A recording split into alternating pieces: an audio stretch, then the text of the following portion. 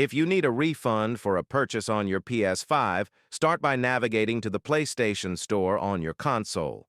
Scroll down to the bottom and select Help. Here you'll find the option Refunds and Returns Policy. Next, visit the official PlayStation website on your computer or smartphone. Log in with your PlayStation Network account. Once logged in, go to the Support section and click on Refunds. You'll see a Request a Refund button. Click it and fill out the refund request form.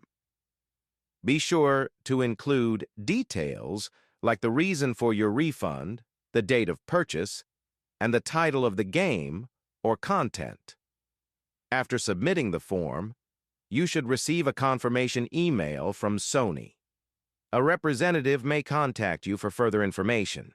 If your refund is approved, the amount will be credited back to your original payment method within a few business days.